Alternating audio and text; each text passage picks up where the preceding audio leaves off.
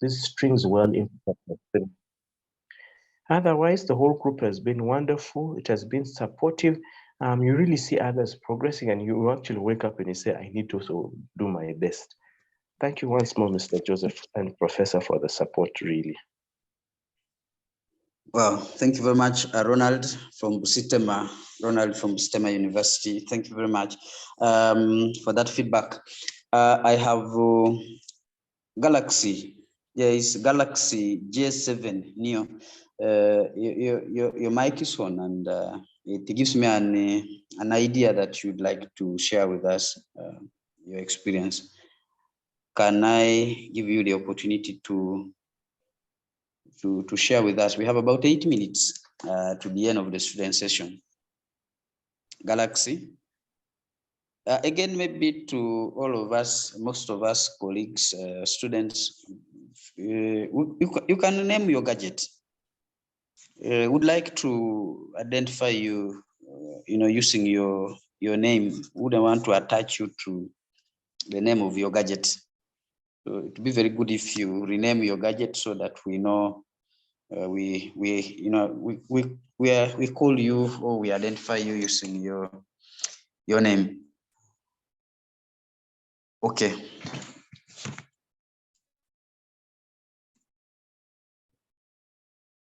Okay.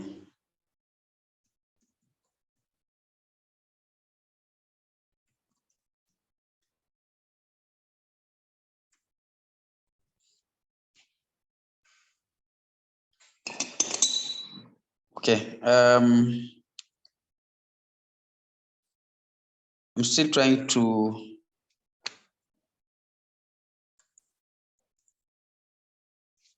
look through my chat here.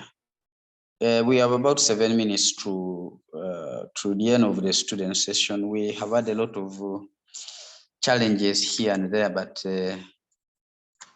we just have to be resilient. You know, when you want something, you really have to continue.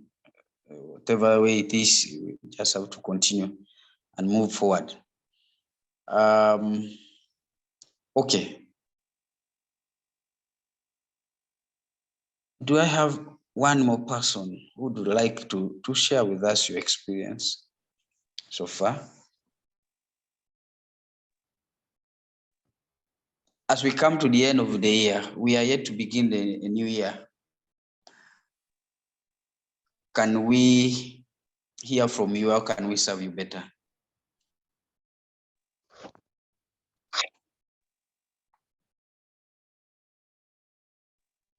Okay, I can see there's somebody who's trying to speak, but I don't know whether it's me. I don't know whether it's my gadget's the one with the problem. I can't hear. Okay, Christine says she has an issue with her mic. Okay, it's okay. It's fine. Okay.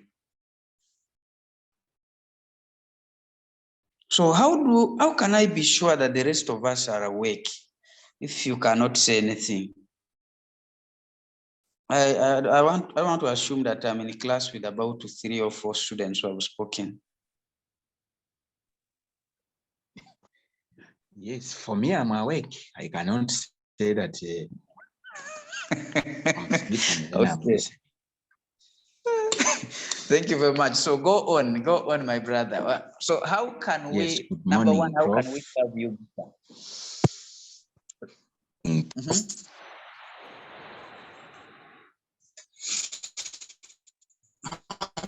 Been listening in, only that I think when I didn't find the session progressing, then I went into other things. Sorry. But I'm here waiting. Sorry about that.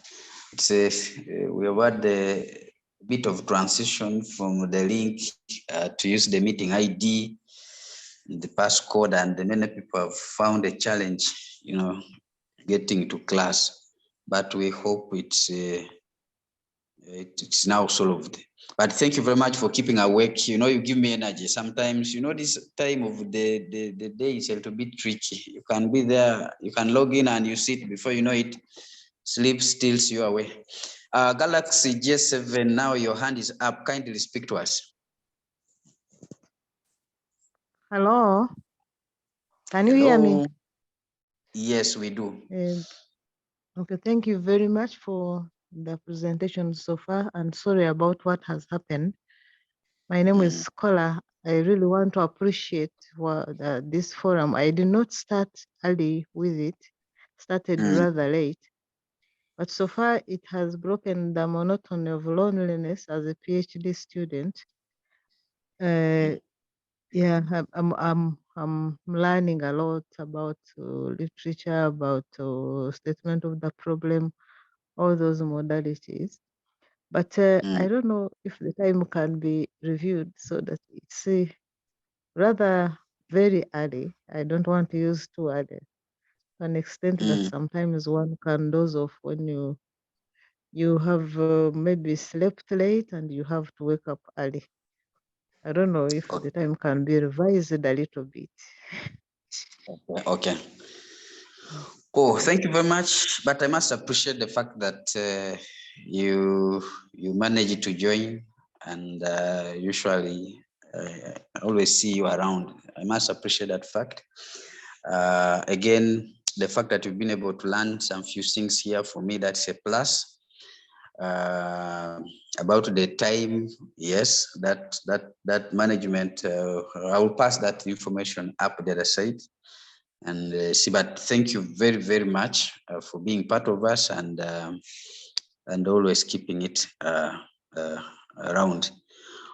Colleagues, we have, especially I'm speaking to students. I know I have professors here, but I have professors, I have doctors in here, but I'm speaking to my colleagues. Let me not say my age mates, let me say my colleagues, but we are within the same bracket. So if you don't speak and if you don't give us an idea of how you want us to improve, we will continue giving you what you don't need, and that's very bad. If you tell us what you need and where you are and what's happening, it gives us an idea of how we can help one another. So if you keep quiet, we'll keep serving the same food which you are tired of, feeding on. So kindly, our contacts, again, I'll be sharing them there. If you have phobia speaking on, you can again just send us a message and we can be able to look at how we can help each other. It's just 1 minute to the main session, and I really want to thank you very much for braving all the difficulties we have had today, even last Sunday. But I think I can now say that the issue has been sorted. Maybe going forward, we will now be logging in using the password and the code, the meeting ID and the password that will be provided, so that we cannot be suffering from this thing of shifting from one class to another. I really want to again say thank you to our professors who are here. We have Professor Laura with us. We have Professor Joseph Untai with us. We have Dr. Susan with us in the house. Thank you very much. Don't know if I'm seeing any other, but those are the few who have logged in with some of them have not put their titles, but at least I know them. I know Professor James Kagari is in the house. I see they have not put their titles today, but the good thing, we know them. So thank you very much, professors. Thank you very much, doctors, for supporting us and moving this journey with us. You can hear the testimonies from the students. Some people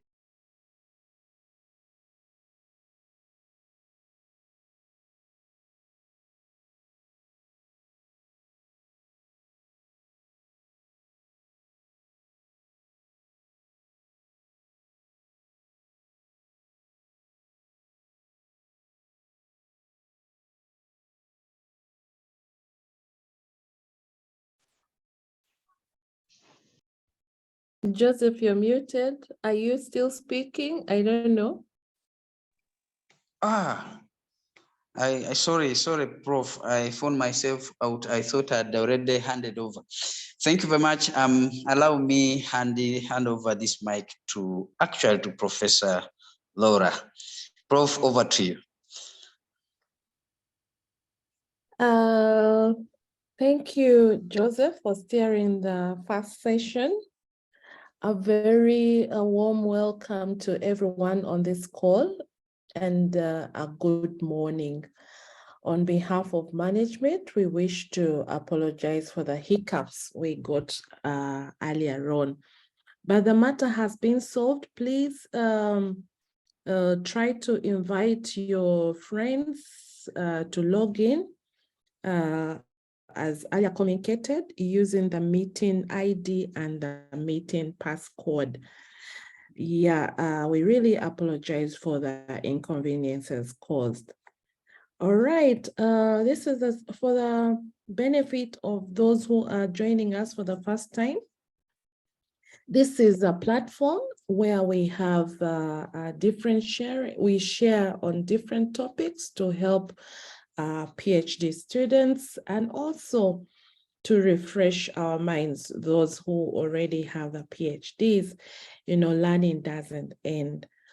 All right, I would like to first of all thank Professor Ntai, our senior, the founder of this platform, for this privilege to meet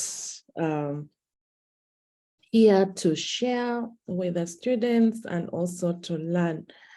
Professor, thank you so much. And then I also join Joseph in welcoming all my colleagues on the call.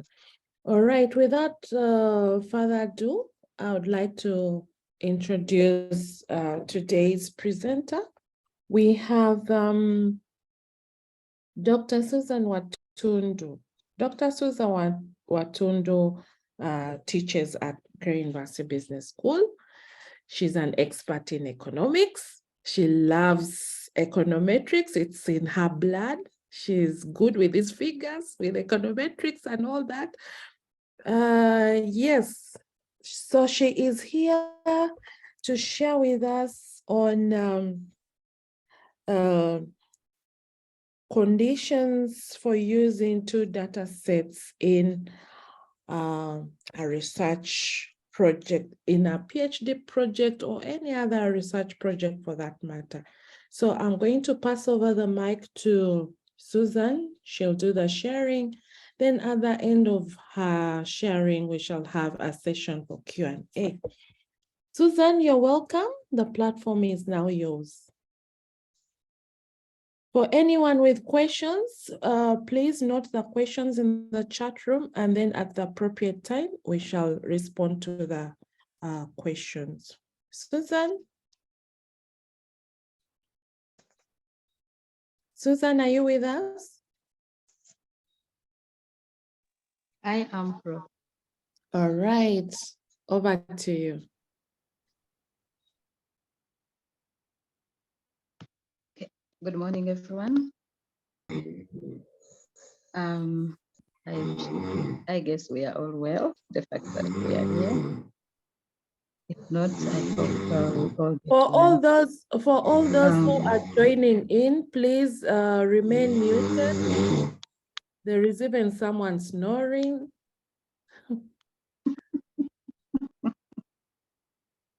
Sleep has stolen him. All right.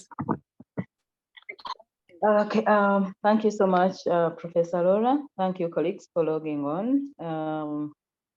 And thank you, Professor Ntai, for creating this platform. I hope you can see my screen, colleagues.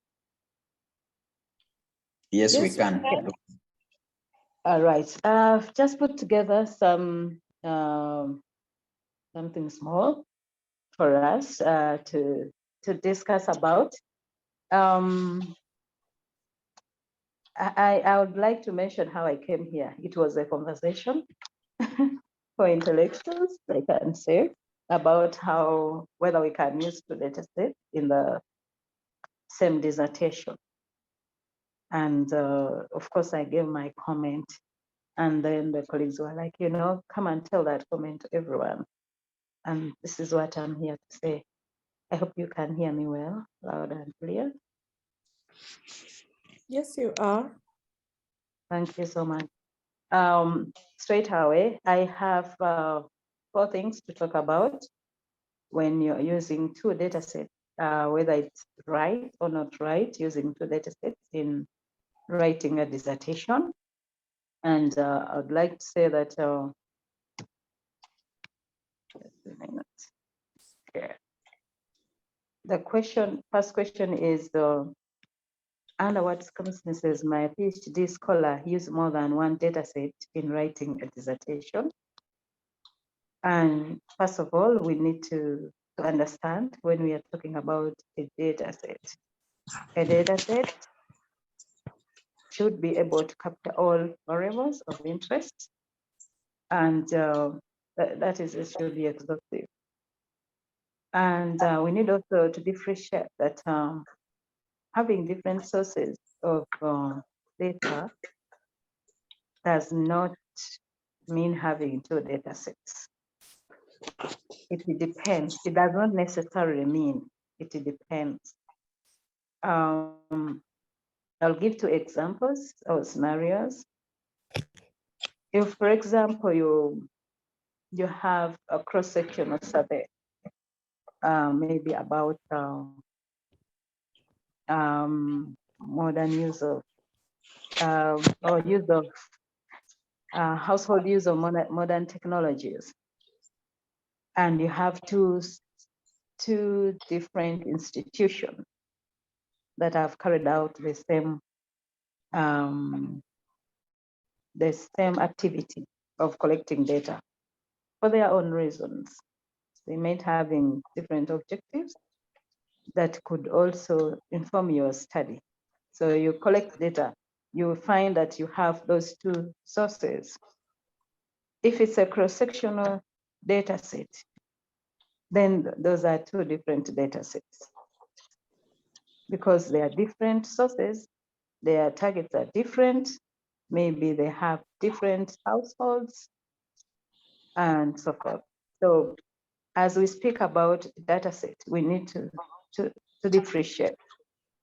There's a case where we are having 2 data sets by the same same institution.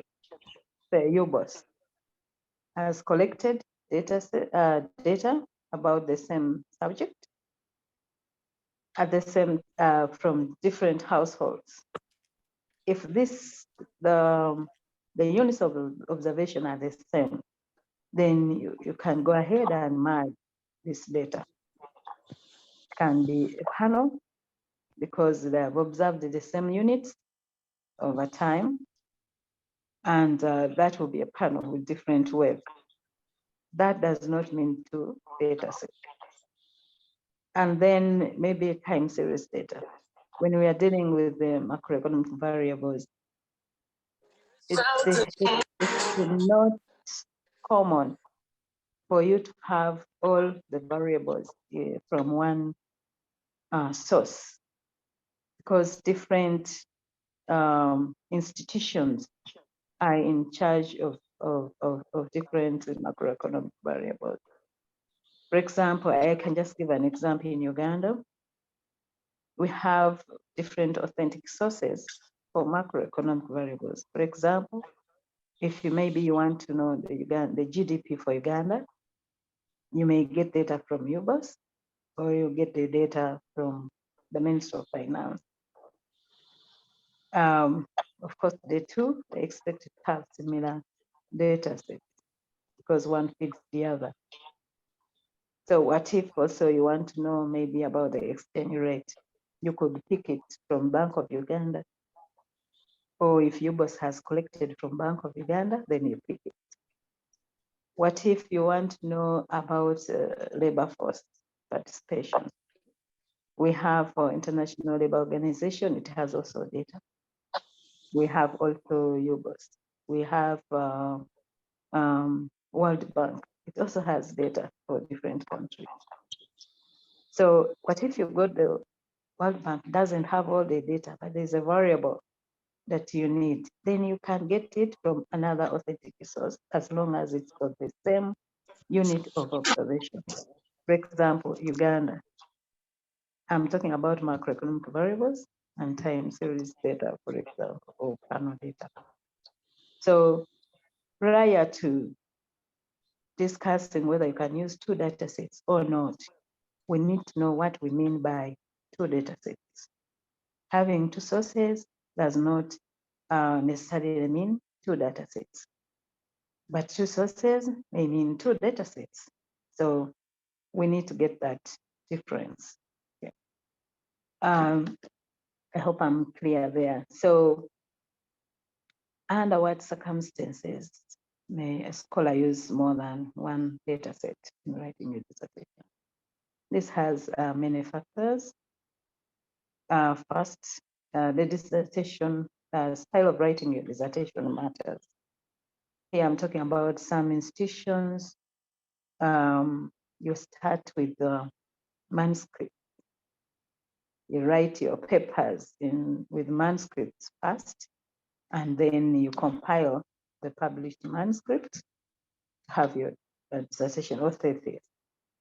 And then other institutions, you first write. Of course, at the back of your mind and that of your advisors, they should be seeing in your write-up publishable papers. So you can start by writing the dissertation, and then as you, when you finish, you write manuscripts. Or you can write your dissertation as you churn out different manuscripts. So that also guides on, may have a bearing on whether you can use two datasets or not. And then whether you're writing in formal sections, you may have different sections which may end up having different dependent variables. And this can give you a choice to use two different data sets if not all data is captured to answer or to handle the two sections. I'll give an example of our very own. I was advised. We have a colleague, just a minute. My slides are not moving the way I want. Okay, so I'll give an example. Our very own Dr. Senyonga. His dissertation was on regulation of electricity distribution utilities, empirical and theoretical aspects of incentive regulation. And in his dissertation or thesis, he has 4 sections, each presenting a different paper. One paper was in incentive regulation, efficiency improvement, and productivity growth in electricity distribution. And this was a Norwegian case. So he's still talking about regulation of electricity distribution utilities. And then he's relating the different variables. And here is the incentive regulation. We have it also here, empirical and theoretical aspects of incentive regulation. And he has another paper on quality of service regulation and term size with technical efficiency and productivity growth in electricity distribution utilities. And another paper, and another paper. One paper is the case of the Norwegian case. I think these are the first 2 papers. And then there is the Ugandan case. So automatically, these cases, you can't have the same data set. The Norwegian case and case and this case talking about Uganda's electricity distribution utilities. And then we also have one on effects of genetically regulated interventions on electricity energy efficiency and demand among the Ugandan households. So you can notice that in the last two papers, paper 3 and 4, there are two different data sets also. It's still talking about regulations in the energy sector and productivity, but using two different data sets for the case of Uganda. So it warranted that he has those two data sets because one is for households and the other one is for the distribution utility, electricity distribution utility. So I hope this is clear. What your study guides you on whether you can use two data sets or one data set. And of course, this is presented in different sections. My case also, my dissertation is on urban household water demand and transport mode choice. In this case, different from Dr. Senyonga's dissertation that is talking about the same regulation of electricity distribution, utilities, and incentive regulation. This one has two sections, one for urban household road travel demand and the other one for transport modules. So this automatically, unless the data set has all the variables of interest to answer these two sections, then automatically you may have to get two data sets. For my case, I had data from KCCA. It could capture variables for the road travel demand, but could not provide the complete data for the transport mode choice. Okay, so with my advisors, we agreed to use the KCCA dataset for the section on travel demand, and then we collected data from over 500 households for mode choice. So it's what we're studying that guided us on whether we can use two data sets or not. And remember, we said the data set should be exhaustive. It should give you all the variables of interest. And then that is for under what comes as my PhD scholar is more than one data set. So what if you're dealing with one DV? Okay, if you're dealing with one DV, of course, we would expect to have one data set. But if you look at Senyonga's case, he's looking at the same variables: efficiency, productivity growth, but with different variables. Even in Uganda, he's looking at productivity growth, but we'll have different data sets. It's because of the different cases that he's dealing with. He's dealing with the household, he's dealing with the utility distribution firms, okay?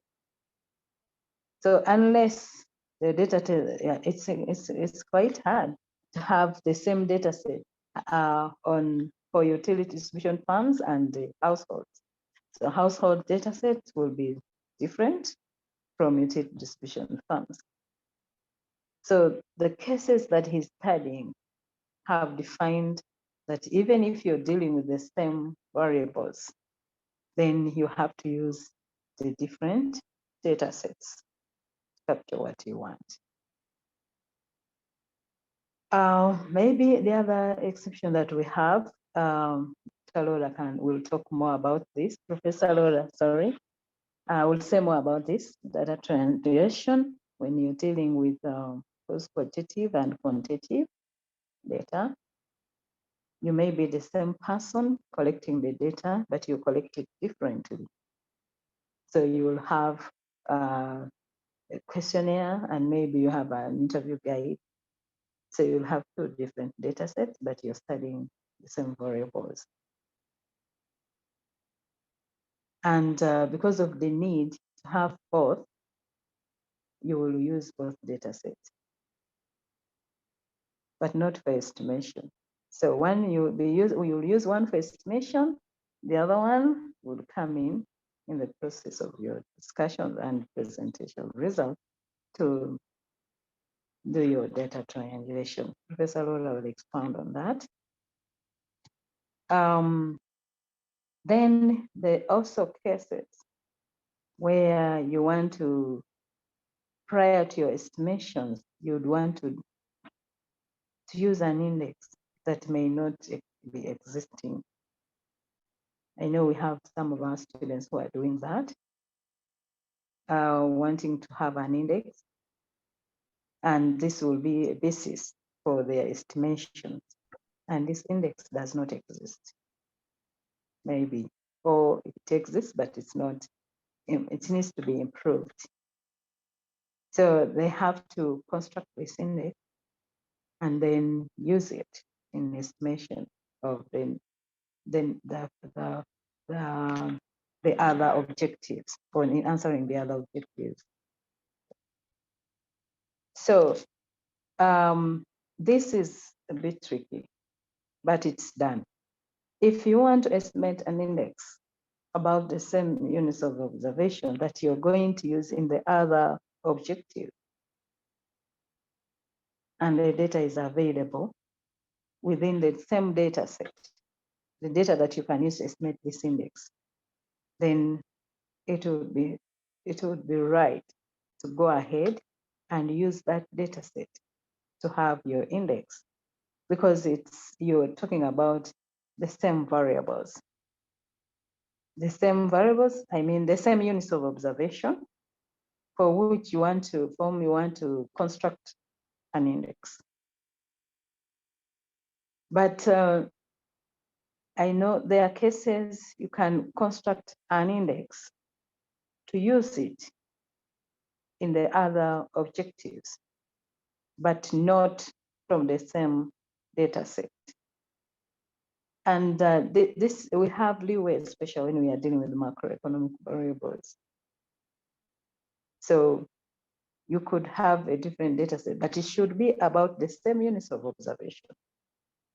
So same units of observation, because if you're talking about an index for Uganda, so you have to have data for Uganda, even if you're using a different data source, construct the index, and then you use it for the other objectives.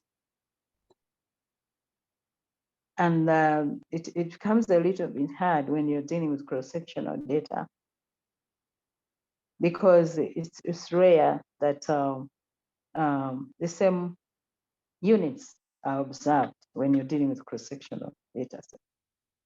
Different data sets will have different units of observation.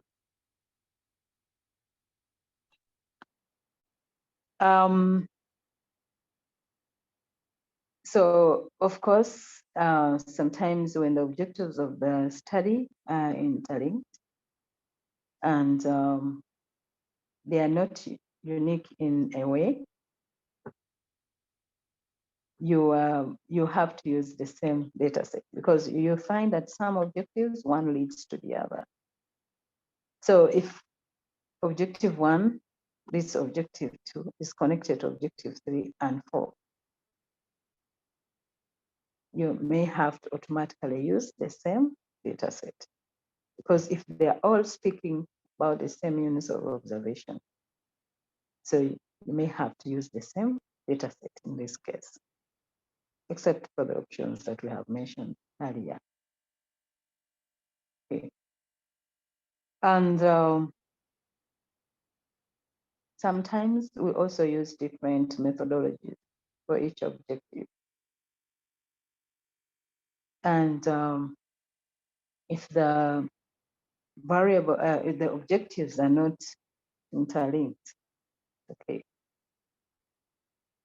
then we are using different methodologies to be able to answer that objective. We may have to opt for different data sets. Okay. And the case of comparative studies, the discourse type, one is on the other side, and you can say on the opposing side, you want to test, you may have to go in for different data sets. The next is about the, Professor, you didn't give me time, so I don't know how much time I have. The session ends at 6. So Oh, you have we are time. getting- I'm very fast. I hope not. The other issue of discussion was what are the possible challenges associated with the use of multiple data sets. So challenges arise from maybe the different units of observation, like I mentioned earlier.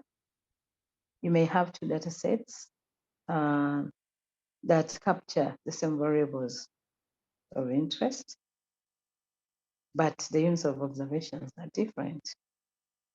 And here we're talking about the case of cross-sectional data. Then it becomes a problem to use the two data sets because you'll not be speaking about the same units of observation unless your dissertation is similar to the first example, second example I gave you from Dr. Senyong and for Susan. And the other issue also is even if maybe there's you have two different sources with different measurements of variables. Some institutions may have used different measures of the variables because remember when you get data, especially secondary data, you'll find that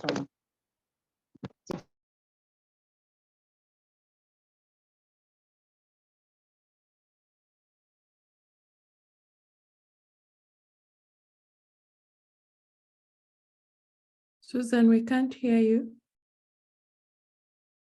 sorry. Since when?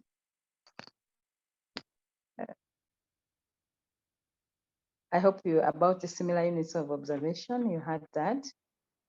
Yes, and, we did. The different sources with different measurements of variables. If different organizations, if you're collecting secondary data, even from ourselves, you may collect data, but you use different measures. You may use what is similar together and you add in one to differentiate yours. So if you are to use these two different data sets, then it will not give you, I use robust estimate because the measurements are different. Okay. So, and in cases of objectives that require prerequisite estimate and they are connected, then you cannot use multiple data sets. And the other issue is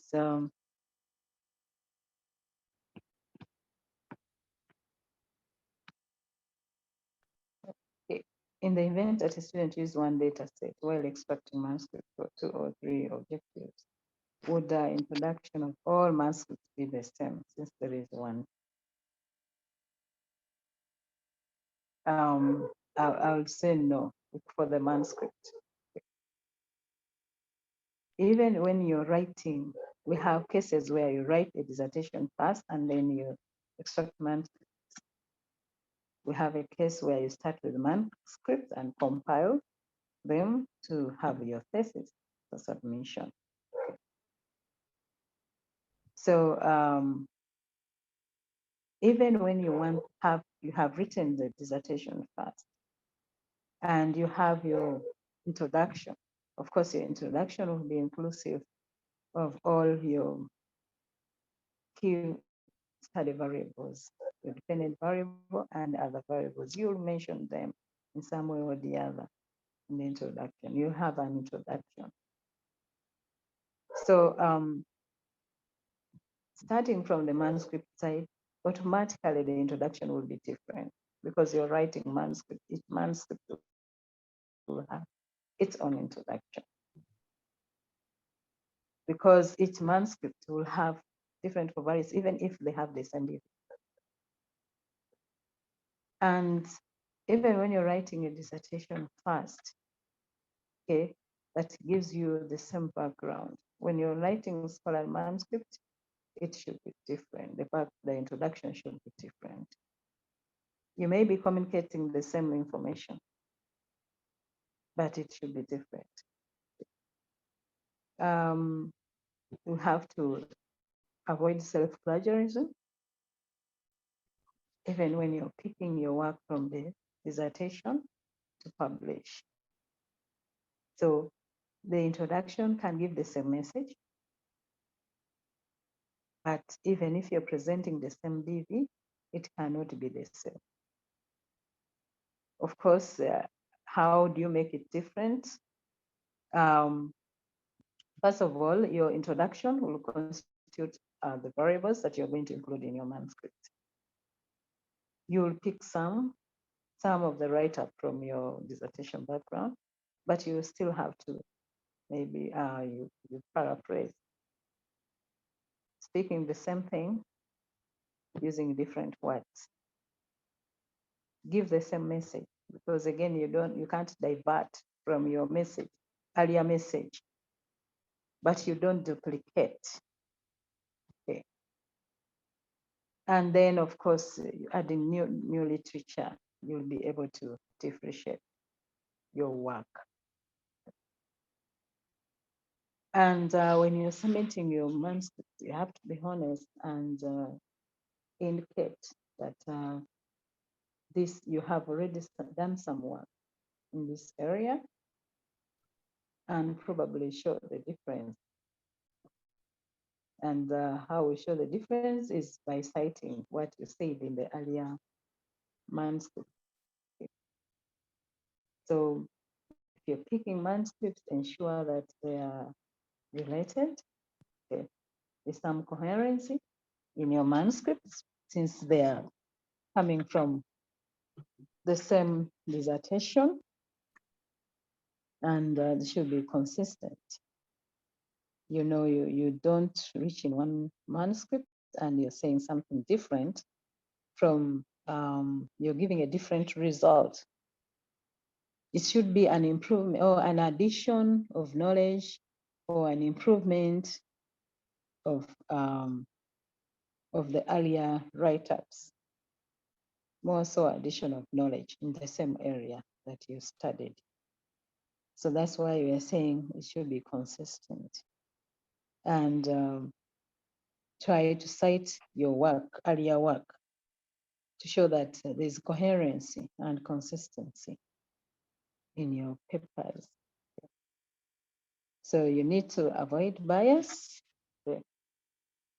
And to avoid bias, you include all important variables that you might have used in the previous manuscript. Okay.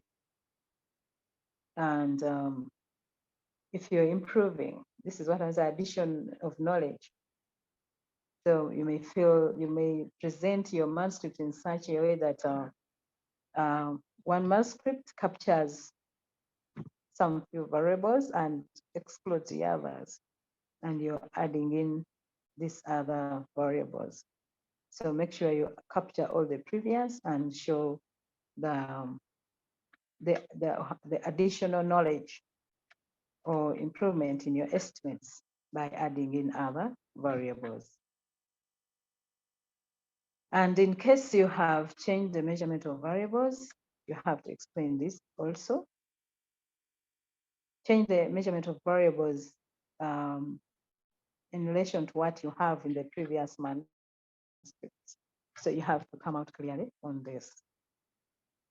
I think I've answered the question of the introduction,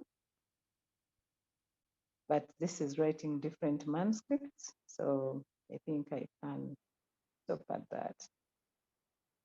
Make sure you acknowledge, you inform the editor that this current work is related to the previous work that you have done or you are doing,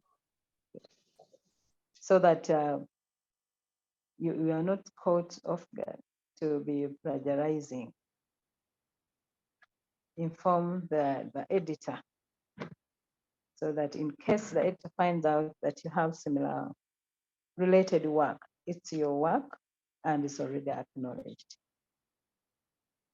Okay, thank you. So the other point was, sorry, on is it agreeable for a student to run more than one model with one data set to answer all the objectives? So you have one data set and you have different objectives, but you think that the different objectives can be answered using different models. This is how I understand it. So if it would be okay if your objectives are unique and they have, I thought maybe there would be a point here that same DV, but it's not there. So you can have different objectives having actually different DVs in your dissertation. And the DVs are measured differently. For example, you could have a DV that is binary. You could also have in the same objective, in the same dissertation, another objective with a DV that is continuous. So you can't estimate a binary case the same way you estimate with a continuous variable. So if one objective has a DV that is binary, then you'll go for the binary models, probability logit and so forth. But if the DV is continuous, then you'll go in for other models, maybe OLS and so forth. So the measurement of the DV and in your objective may warrant you to estimate different models for each objective.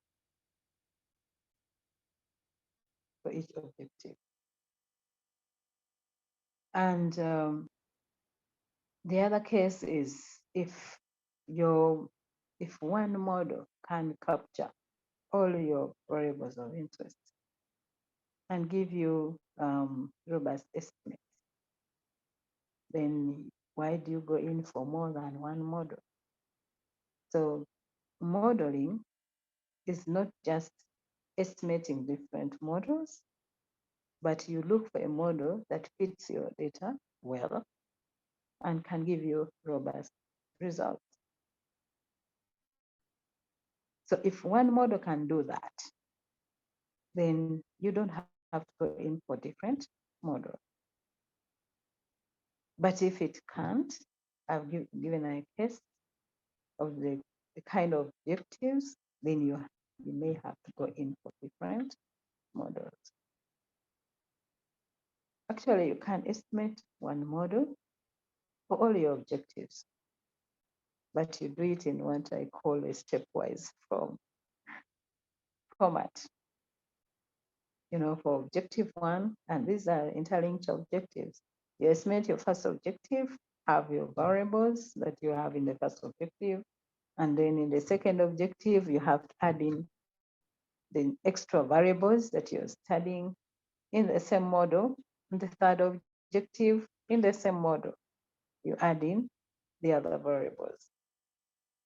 So you can do that, or you can estimate one model, and this model can answer all your objectives. So this is about if one model or more models with one data set. It's not the data set that defines that you must use one or two models. It's the kind of variables that you're estimating and how they are measured that defines which model to use. The measurement of the DV defines for you which models to use for the different objectives. I hope I'm clear enough. That's what I have to put on the table. So, Professor, that is all I had. Thank you very much for listening to me. Back to you, Professor Laura. Thank you, Susan, for the presentation. Friends on the call, I'd like to welcome you to this session. For those who have just joined us, I can see Dr. Hassan Bashir. I can see Dr. Sada Chumuli, Dr. Gideon Kurunziza, and many others who have just joined in. You're very most welcome. Susan has just done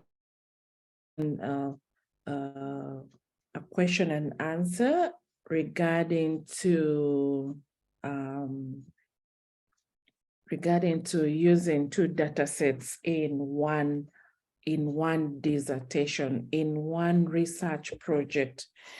From her presentation, pretty much she was looking at it from the angle of those who are using econometrics, I think, taking that approach of econometrics. Can you use two data sets in one study? So she started off by looking at the circumstances that may warrant a PhD scholar to use more than one data set. Then she went on to look at the possible challenges associated with using multiple data sets in one thesis. Then she also looked at the in the event a student uses one data set while extracting manuscripts for 2 or 3 objectives or even more, would the introduction of the manuscripts be the same? Then she ended with, is it agreeable for a student to run more than one model in one data set? Okay, so thank you so much, Susan, for your presentation.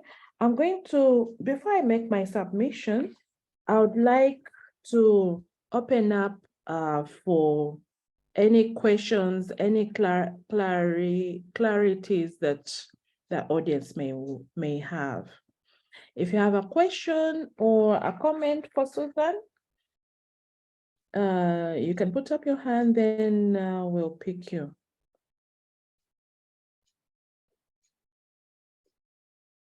Any comment, question? Yeah, I see a hand from my colleague, Dr. Ahmad Walgembe. You can unmute and speak.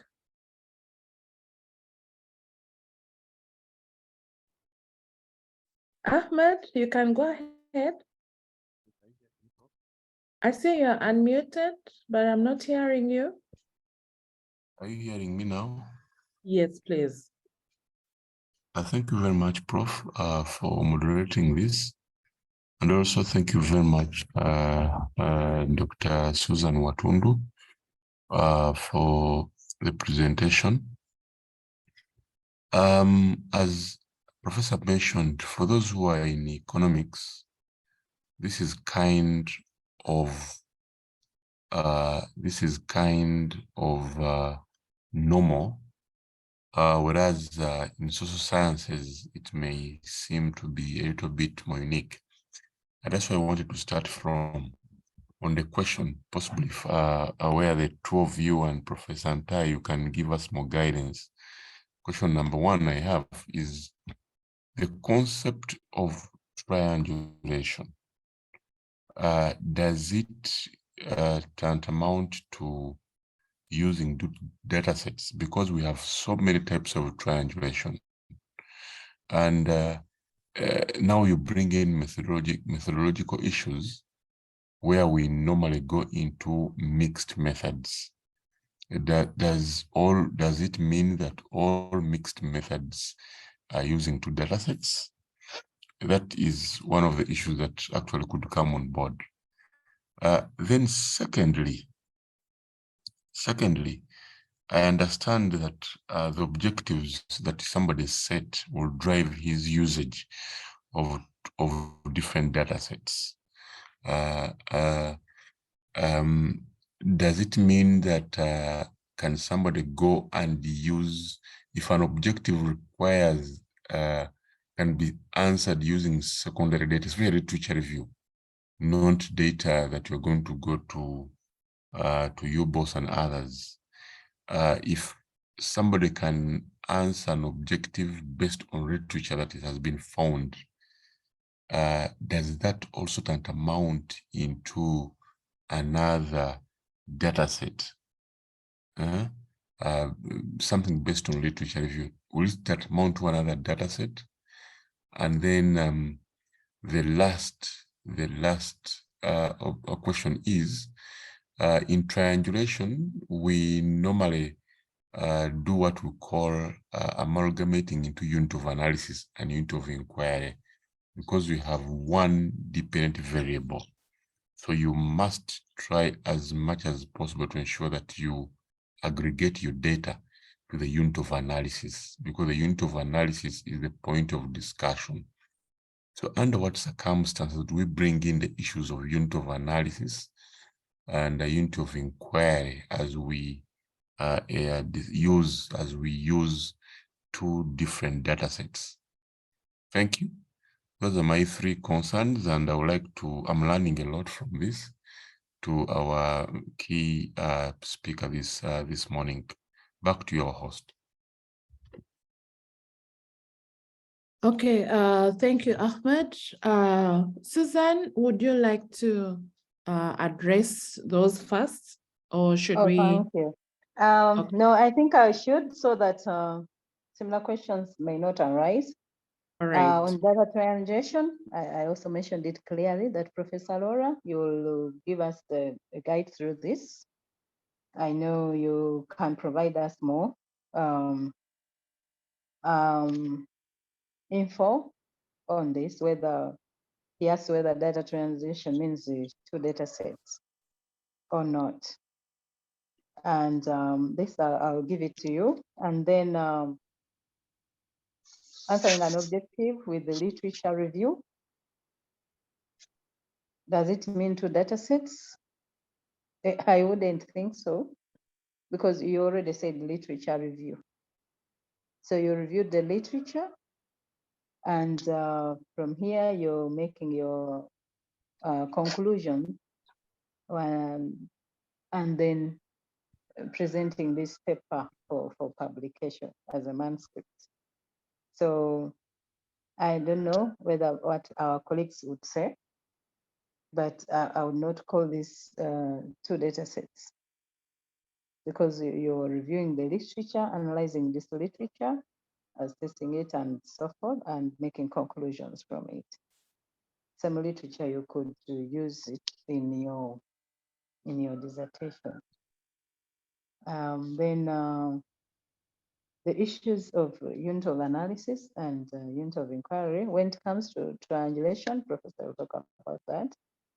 But in my presentation, if you can recall an example I gave of the two papers presented by Dr. Senyonga. One was about households, and the other was about farms, distribution, electricity distribution farms or utility farms. Okay. So that is the unit of analysis. It's different. It's what drives you to choose the different models, okay, that you can use. That's what I have to say. Thank you. And so, Professor Rola, you need to give yourself some time to discuss on this data triangulation vis-a-vis two data sets. Thank you. Suzanne, why are you throwing the ball to me? I All already right. told you. I mentioned it. Yeah, because experience is also good. Yeah.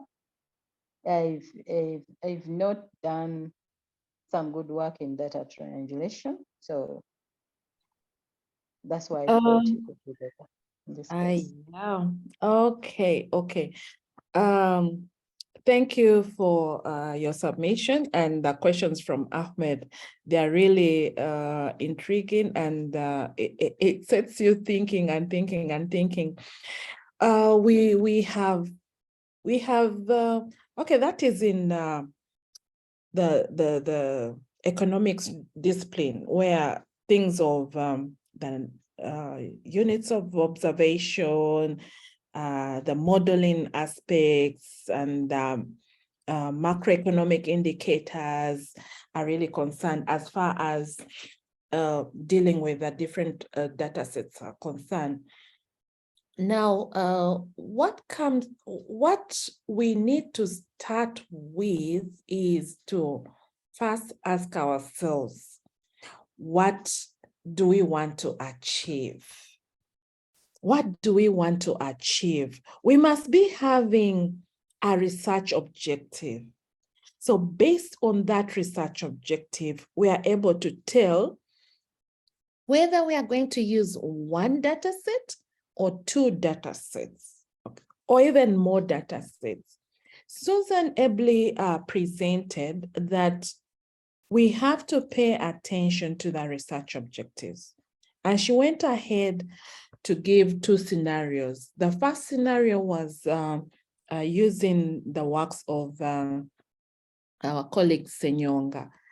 Senyonga collected data sets from the electricity distribution utilities, and then different data sets from the households. And you'll see that the two data sets had their own research objectives. So there's no way where you are going to link, should I say, the variables of the first data set with the variables of the second data set, the distribution, distribution utilities with the one for the households. You can see they are all handling different data sets at a time. The research objectives are different per the data sets that are available. So this is something that you should also have at the back of your mind. What do you want to achieve? What is the research objective or research question? Yeah, so be mindful, be very, very mindful. Then also, another thing to really pay attention to is, yes, if you are going to work with two different data sets, do they have the variables of concern? When you look at what is on the screen there, at the end of the day, these are two different data sets, but at the end of the day, the study is on productivity growth dynamics in electricity distribution. Yeah. The person or the author was looking at electricity distribution. The regulation bits. Everything is about regulation, regulation, regulation. So overall, it's about regulation in electricity distribution. What is your study? What is your study? Do you want to get the perspective of the household? Do you want to get also the perspective of the distribution companies or the regulators? What is it that you want to achieve? That must come out very clearly. Okay.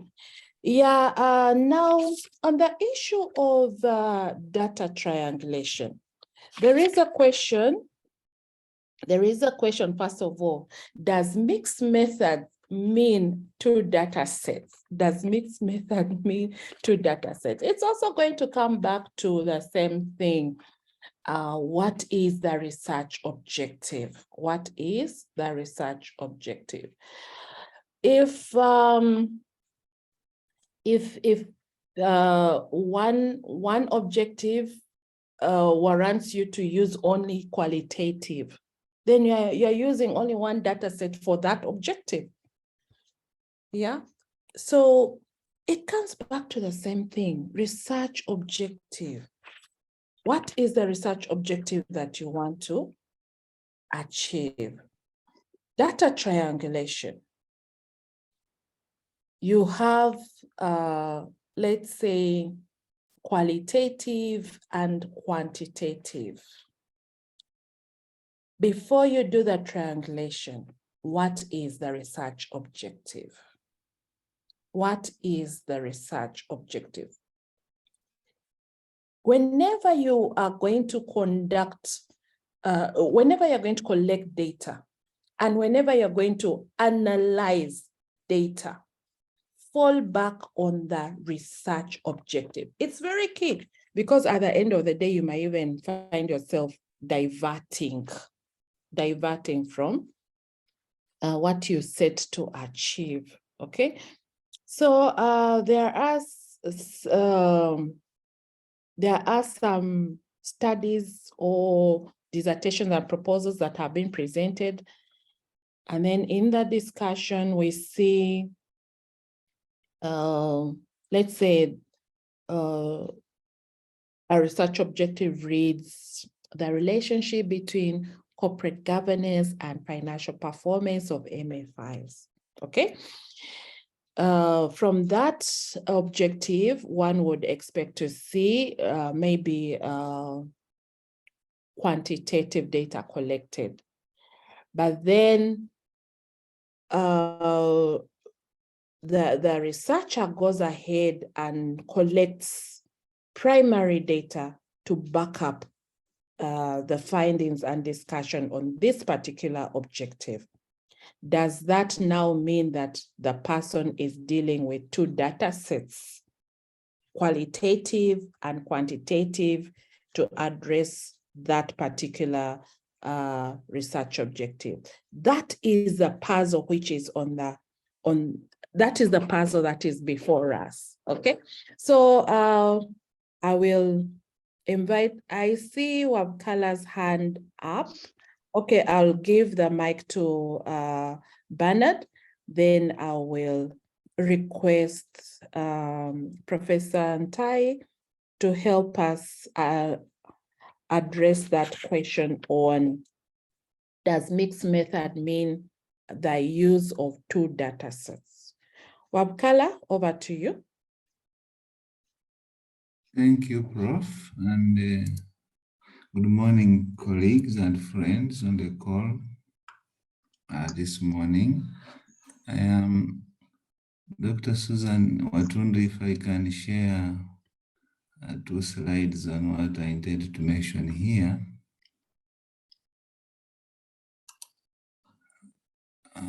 Host disabled participant. I need to be able to share. But just reinforcing points that Dr. Susan Watundo has walked us through from the field of economics. Professor Laura, okay, I can now go ahead. You can share. Okay.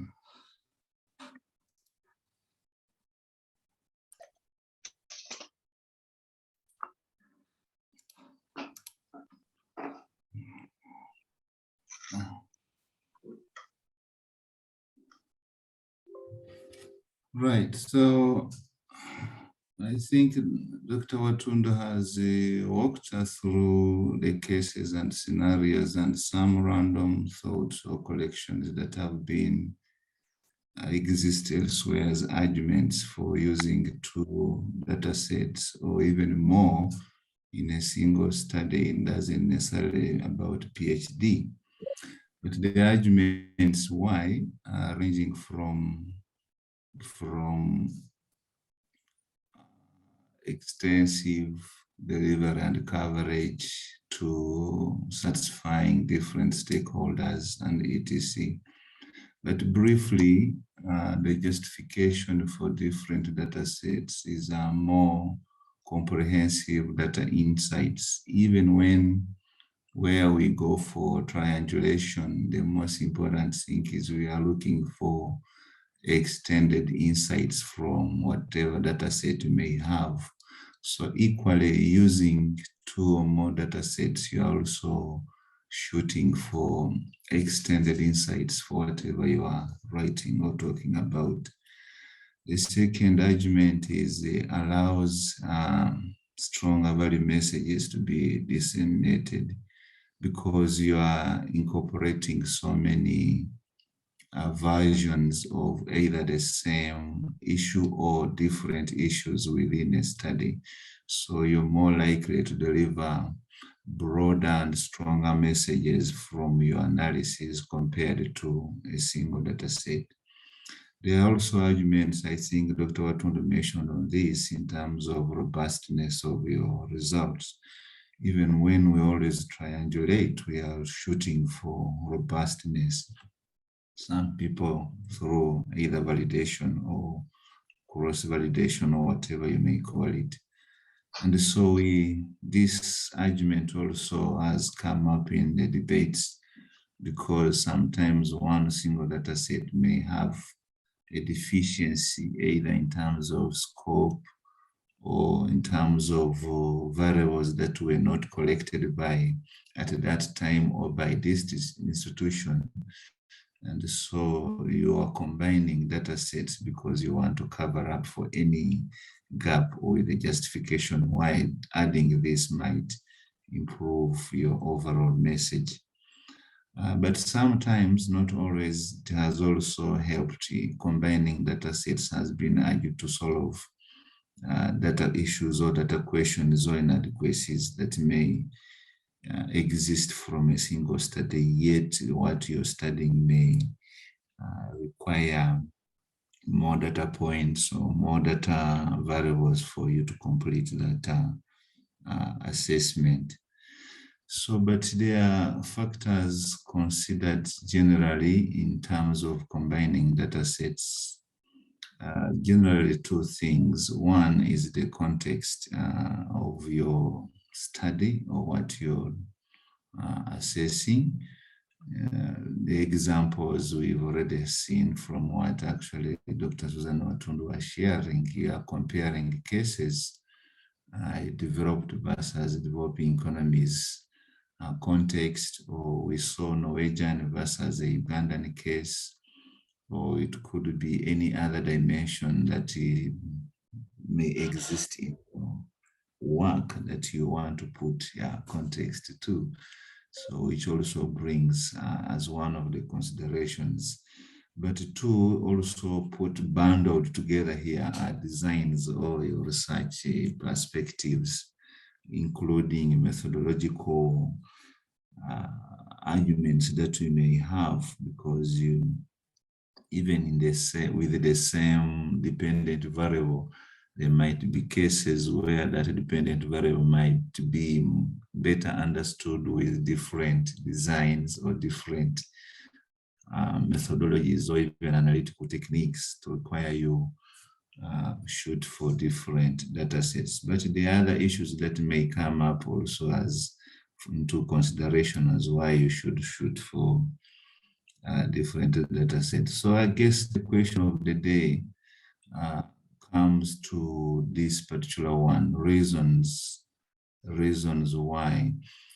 Now, one, the construct might be, or the dependent variable criterion variable might be a multidimensional kind of issue or variable. In other words, the same dependent variable has theoretically or for whatever reason can be understood in using so many dimensions or different dimensions.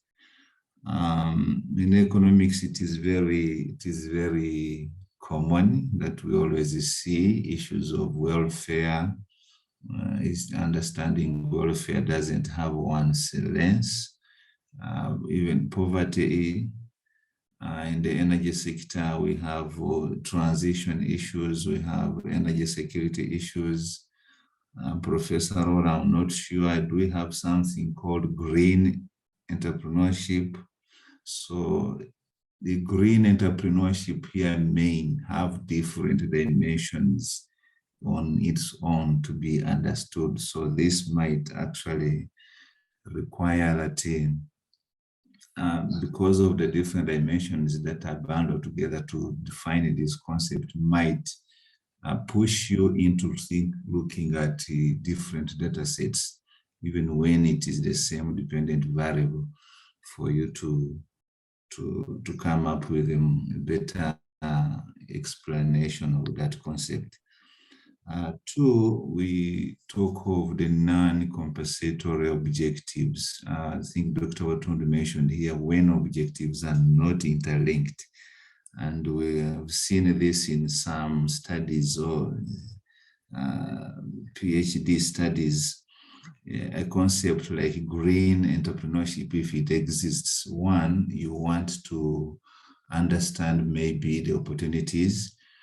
Two, you also want to understand the barriers. Three, you may want to understand measurement of green entrepreneurship. And number four, you want to estimate or assess the determinants or factors or whatever you want to call it. In other words, relationships. So these are four different things in a single study. And while they are talking about the same variable or dependent variable here, they are in a way not directly linked. The way we formulate hypotheses from a single estimation, you have a dependent variable, the independent variables, and then you have a hypothesis one after the other, depending on the relationship you're looking at. So, but these ones who wants to start with opportunities or wants to analyze barriers first, even when it is related to the same issue. And I've seen that studies use for such kind of objectives. And the non-compensatory here means you cannot use one to substitute for the other objective, or they are not interlinked in that perspective. So you'll adopt a different approaches to each of these objectives, which may require different data sets. And the actual arguments maybe Professor Antai will mention here. If you took a systematic review to analyze barriers or to analyze the opportunities of green entrepreneurship, a systematic review actually, today we are seeing it taking a stage of also requiring a data set, because you are assembling all these articles, empirical on whatever reasons, and then you become like data points, observations, and then you sieve through until you answer a question, because you also raise a question and answer it, answer that same question the way you answer other questions, even the quantitative sense. So in my view, actually, maybe partly to answer Dr. Walgembe's question, for me, I think I would, given my little experience, I would call a systematic review as also a data set in terms of what you are looking at. So once that is done, then you'll have a different data set because of green. If you want to measure, which is another objective, a measurement of green objective, either as an index or whatever you are going to use it for. And it may also require different data sets to put those sub-dimensions or sub-indicators together to come up with a construct or a measure that you are calling green entrepreneurship. And then if we are going to use it as the dependent variable in the next objective for it to estimate the relationships, like Dr. Susan Watundu mentioned, clearly defined those two things. The independent variables may not be coming from the same data set as the data used for measuring green entrepreneurship. So in a way, you'll be looking at a case of combining two data sets if they are not coming from the same issues.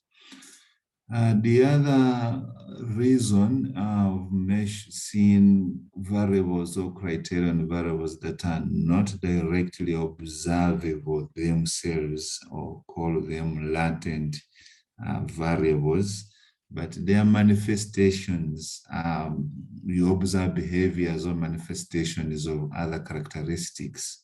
So for them to constitute that issue. So again, depending on the objective and the target here, the issue might boil down to you requiring different data sets if the issues you are using to observe this latent variable itself. Examples of happiness, measuring may not directly, it is nothing, tangible to say this is happiness, but rather explaining it using some other issue or mimicking it to show that this is happiness. So may also require, not necessarily always, but may require you to combine data sets if the mission pushes to that. The other issue for comparative methods has been cross-sectional analysis versus longitudinal. Says for the same criterion variable, you may have a cross-sectional data set, but for some reason or justification, you may also add a longitudinal sense in terms of what you are looking at. So if it's not a panel which is existing, so you may need to have, combine these two data sets if it is not a panel that is existing for you to run or follow to take you to that case.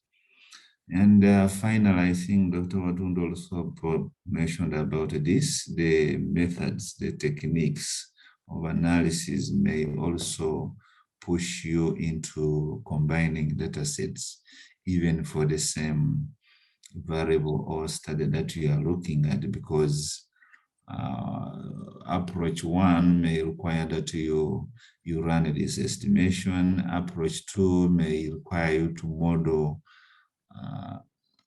the predictive sense that you want to see what happens beyond. So again, depending on the design that you're pushing for and the demands for your work, these are measures that we have may also push you in that context. But as I close, Chair, I think the statement Dr. Watundu started with is still a big debate.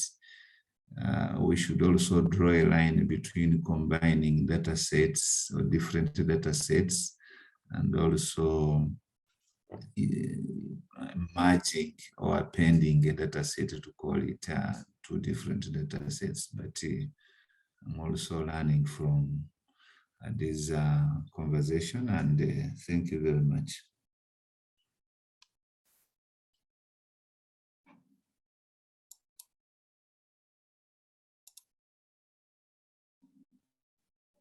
Thank you, Bernard, for your submission. You have really brought out the issues very well. Just a minute, I'm having a challenge with my laptop. Just a minute. Okay, what Bernard is saying, in short,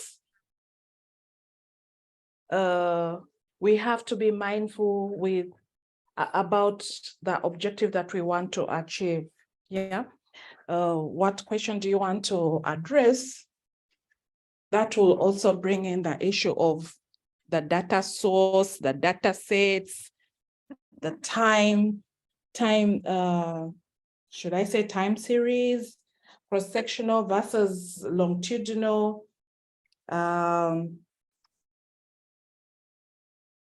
developed versus developing countries, and all that kind of thing. That is what we have to have at the back of our mind as we think about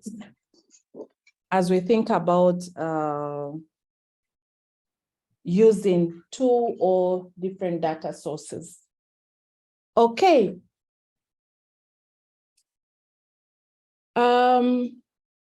There is also this thing of primary data versus secondary data.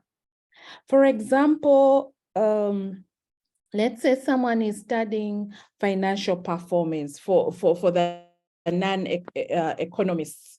Someone is studying financial performance as the DV and maybe wants to try to explain financial performance using board performance and intellectual capital. And then chooses to use secondary data for the DV and primary data for the IVs. Does that amount to two data sets? When do you use such? Then also there is an example where you collect a data set from two different sources. For example, in the marketing research, you collect data from the customers and also the sales personnel. And then at the end of the day, you're looking at the relationship between sales personnel competence, customer care, and customer satisfaction. I'm bringing up these examples just to try and think about the issue of interlinking objectives, interlinking data sets. So I would now throw the ball over to Professor Ntai to help us expound on this, help enlighten us more on these issues, including the issue of is mixed method, does mixed method mean two data sets? Over to you, Professor Ntai. Thank you, Chair.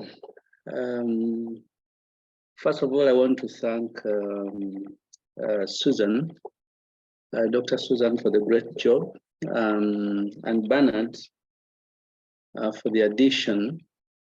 And my voice will not really deviate or differ much from what they have said, but just to emphasize a few things. But possibly before I get into some of the things that, Chair, you have raised that relate to what Susan and Bernard have presented, let me start with the last question you asked. I don't know, that was a question where you have data from, for example, two groups of individuals where you are dealing with the customers and probably collecting data from the organization. Again, depend on the project that you are undertaking and the kinds of objectives or hypotheses that you are testing. And this is really very, very possible, especially I think in marketing surveys and other studies, this kind of thing is done. You have customers and then you have staff of a company. And what you need to be mindful about this is that the customers that you pick data from must be related, must be customers of that particular company. If you're dealing with, for example, Standard Chartered Bank, pick the customers of Standard Chartered Bank. If you're dealing with Barclays, ABSA now, you do the same thing. So now what happens here is that you have two different questionnaires. The questionnaire used for the customers will be totally different from the questionnaire used for the staff. But you must have a mechanism of linking the data. Data linking can be very challenging and problematic, but once you design your study very well and you have your questionnaires, it's quite easy. When it comes to analysis, there is no problem with that because of the nature of the study that you're undertaking. So that is very, very possible. Now the other one I'll pick from where Bernard, I think where Bernard started. I must have been either the first slide or the second slide, I don't remember, where he had triangulation and the mixed method. I think I had 3 points there, and context, where he talked about the developed versus the developing economies. And again, depending on the nature of the study and the objectives that you are exploring, possibly if you are comparing the two, these must be comparable. You start comparing Uganda and America on certain issues. Of course, those are questions that the audience or the research community will be asking themselves when you are comparing your results at the end of the day. But nonetheless, yes, it is possible. The context means a lot. But the other one, which I think has received less attention, is what chair you did call. I think somehow you called it triangulation. If not, I think it was Dr. Ahmed Walgembe who mentioned about it, and the mixed methods kind of thing. For me, instead of calling it different data sets, or 2 different data sets, or 3 data sets, I really want to call it multiple data sources. And this relates to what Bernard later on, I think he brought in the issue of systematic literature review, where you look at the various publications as data. And this is also done in qualitative research and other studies. And that is very okay. There's nothing wrong with that. So for me, I would rather call it really having a project that requires you to use data from multiple sources, and I'll call it multiple data sources. And of course, this is very true if you have an issue that you want to investigate, but you want to examine that research question from many diverse perspectives. And of course, at the end of it, depending on your philosophical orientation, you may decide to use different methods and different data sources in this case. And of course, the benefits are known for doing this. And we don't have to overemphasize these. Now, of course, one common practice that we are all very familiar with is when you say I'll have the quantitative and also have the qualitative bit, right? Now, of course, depending on the importance you attach to your research objectives, or probably your research question in this case, you may decide to use, for example, what we call sequential right? Mixed methods, right? Or probably you may decide to take the concurrent model if you so wish. Now, of course, begin, for example, with the quantitative. The fellow has a questionnaire, collects data, and his interest is to actually map a subject, right? After that, the fellow pursues the quantitative study with the qualitative, that's now the interview.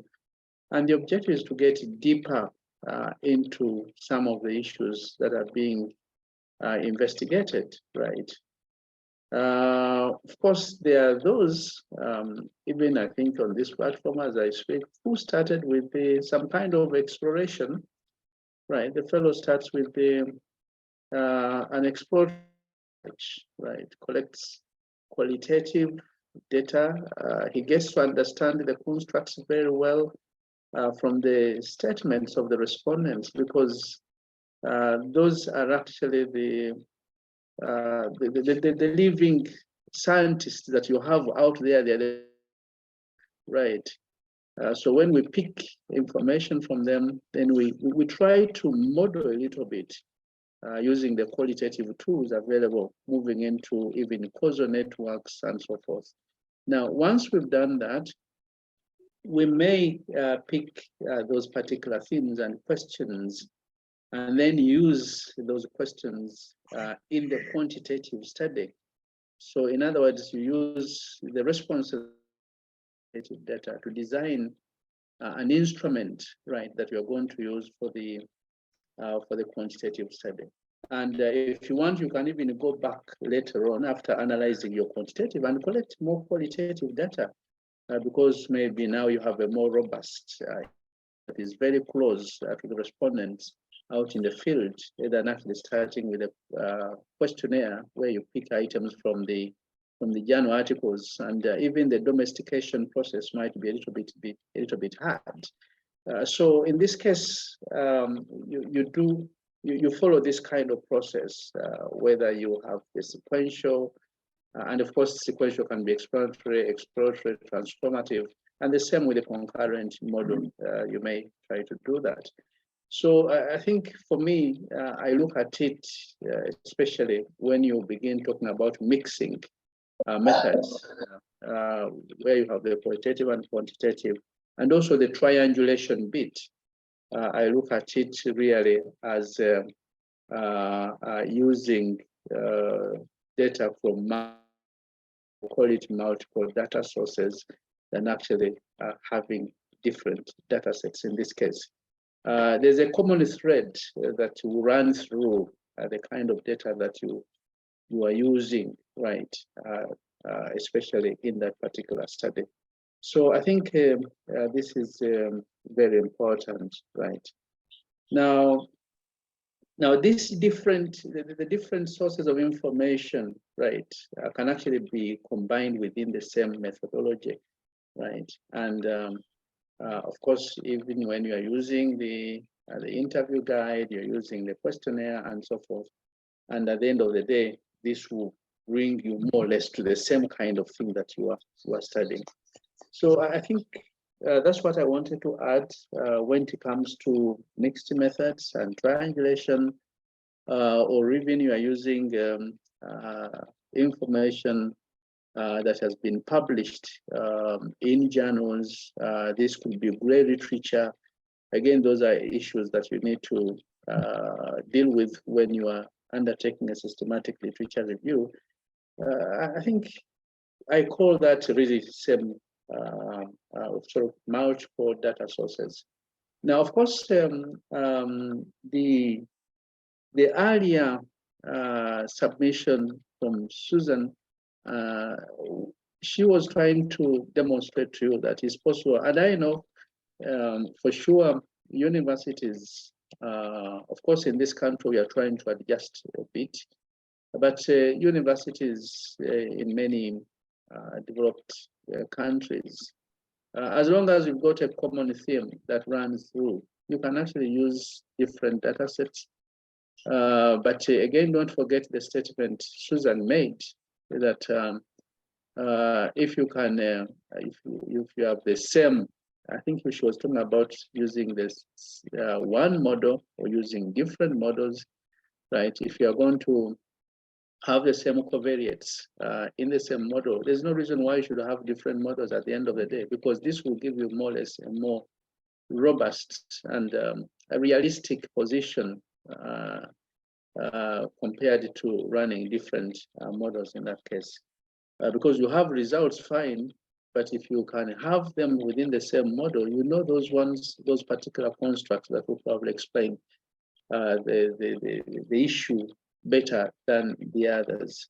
Of course, not forgetting the issue of, again, measurements, right? This is, sometimes we overlook this, especially when we're analyzing and especially when we get excited and we start analyzing. Somewhere you've got a nominal, ordinal, ratio, interval. Then you've got all those sort of binary responses. And then you start conducting a certain analytical technique that is not appropriate for that kind of. So if your data set has those kinds of things, then you need to be mindful about the models you are going to run. You cannot have the same model at the end of the day. Chair, that's all I can add at the moment. Thank you very much. Over to you. Yes, thank you, Professor Ntai, for your for that enlightenment. Yeah, this is a conversation that is very interesting, and it has attracted a lot of questions. There's someone in my inbox, and the question, Prof, is there a difference between data sources and data set? If I collect data from different sources, doesn't it mean that I have different data sets? What is a data set? Over to you, Prof. Well, thank you. Possibly Susan will come in here. And so you are talking about data sources and data sets, right? True, of course, the mere fact that you use the word sources and you're using set, those are two different things, certainly. But even the data set that you're talking about, right, can be constructed from different sources. I know, for example, if you're dealing with maybe this again takes us into secondary kind of data. Somebody has a study, and you've got some variables that talk about interest rates. Then you've got some other variables talking about different things altogether. So you may find that you are picking some data from, let's say, Bank of Uganda. You are picking also data from WUBOS, maybe for the same period, and the data is about Uganda. So you can actually create a data set using data from different sources. So it is possible. So maybe that's the simple kind of thing I can provide in as far as this is concerned. But if you're going to use a questionnaire and you go to the field and pick the data from the same kinds of people, you've got maybe 500 responses. That's what you enter in your starter or probably your SPSS, and that is your data set, right? But you've used an instrument called a questionnaire to pick it. Now, the one who is using secondary data, right, you move, right? If you can pick it from the same data set, that is all right. Maybe that is available in Bank of Uganda, everything is there, but quite often, not all the constructs will be there, especially the ones you are interested in. So you really have to hunt the data and construct the data before you begin doing the analysis. So even when you have data, let's say from WUBOS, right, and these are it's a household data set. It was a survey, household survey conducted. you may find that you are interested in a particular aspect. Let's say, maybe you can talk about data about the whole country, but you're interested in households, for example, that use electricity in this case. So you will not use the entire data set. You are going to construct, right? You move on with that aspect that you're interested in, and then use it. And this involves some kind of sophisticated linking and so forth for you to identify the kinds of constructs you have, and then have the data constructed before you do the analysis. Maybe Susan can come in here and help, and other members. Over to you, Chair. Okay, Susan, over to you. Thank you, Chair. Professor has said it all, but maybe just add that in situations of cross-sectional data sets, it's quite a little bit hard because of the factors we mentioned, the measurements, the units of observation, and so forth. It may deter you from getting data from different sources. But for macroeconomic variables, it's a little easier because we have those authentic sources of data. However, as you get data from different sources to construct your data sets that you're going to use, you need to mind the time frame. Some sources provide data in calendar years. Some sources provide data in financial years. The measurement of the variables is also important. So you cannot combine data sets that have different measures. You must ensure that they are uniform.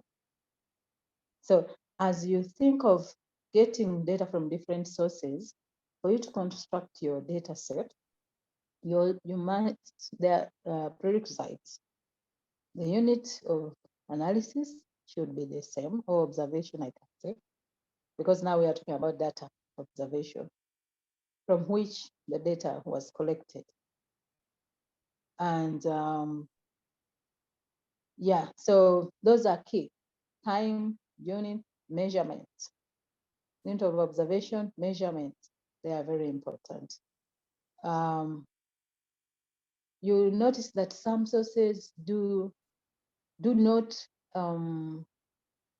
they use the linear interpolation to have data.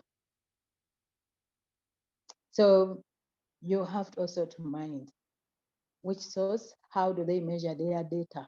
How do they get this data? We expect some sources to provide data and have uniform data, but you can look around data from different institutions. You may look around data from IMF, World Bank, UBOS, Ministry of Finance, and you find for the same country, but it's different. Why? So you need to be sure of that, to make sure that it's uniform. Otherwise, your results will not be reliable. Not be reliable. Thank you. I just wanted to show you something, this book on approaches discourse studies. I think I can just share the slide, those who want to read more. You can read more about this. That wasn't my cock. Some people are saying I give them the cock. It was elsewhere. I don't know, Professor Laura's, I think. I'm sharing the slide. That is all, Prof. People can look at the slide.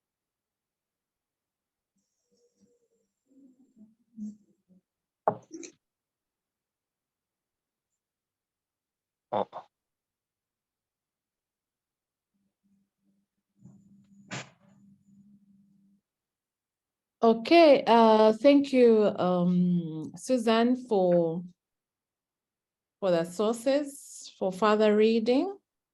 And thank you, Professor Ntai, for your submission. Clearly, if you are going to use 2 data sets in a study, ensure that the units of observation are the same, the measures of the variables are the same, and that you're not going to have interlinked objectives. Those among others. All right, still on the issue of different data sources versus data set, I would just like to add, for example, if you're not, it's not an economics research, still back to market research. You have a research objective reading to determine the relationship between sales personnel competence and customer satisfaction. So you collect data, you have 2 different data collection instruments. Now, these 2 data collection instruments are going to be used to collect data from different sources, 2 different sources. At the end of the day, you must merge the 2 sources to come up with a data set for you to be able to analyze the data to address your research objectives. So in that aspect, there are 2 different sources, but at the end of the day, they are merged to one data set. And for you to be able to merge to one data set, all the items must be anchored. You know, the measurement must be the same. You can't use dichotomous on one data, on one source, then an interval scale on another data source. No. If you're using 5-point, it will be 5-point for the sales personnel and 5-point for the customers, something like that. And then for those who would want to use secondary data for their DV, secondary data for their DV,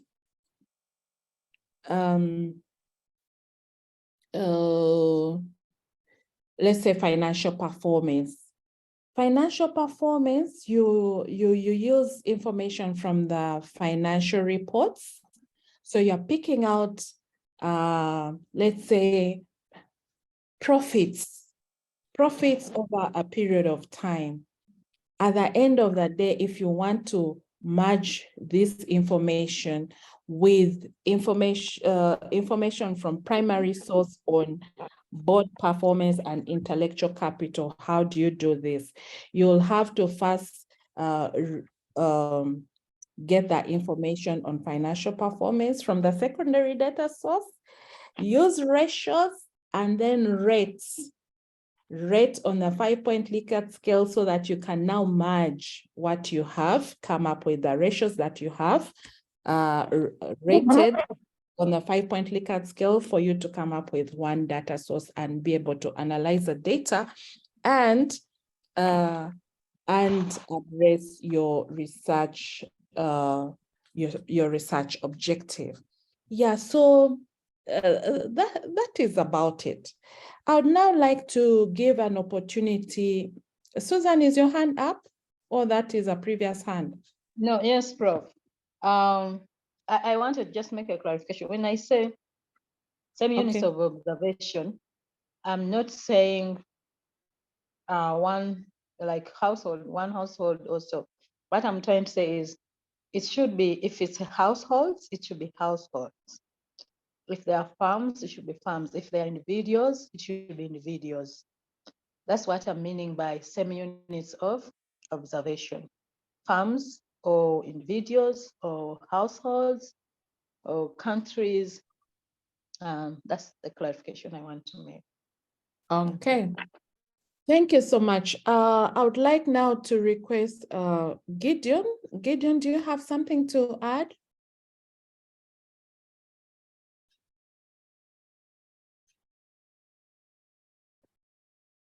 Is Gideon with us? Okay, anyone else who would want to make a contribution? Or ask a question. Or ask a question, thank you. I see Infinix. Yes, Infinix Smart 5. Why haven't you renamed your gadget? You may go ahead. Is that Scholar? Infinix 5? You can unmute and speak. Oh, okay. My name is Mutebi. Hello. Yes, Mutebi, please go ahead. Sorry for not naming my name there. I am a PhD scholar from India, but again, I'm going to divert a bit from that discussion. Via publication is because this site is a requirement for someone to graduate. At least you should have like about 3 articles. So if I'm extracting my articles from my thesis, is it possible that I should give them the same topic as my thesis? And won't that one be equated to duplication? Or I would change a bit if I'm extracting my articles from my thesis, PhD thesis. Thank you so much. Thank you, Mutebi. Susan did address this in her presentation. I will just pass the mic to her to answer that question. Susan, you want to say something on this?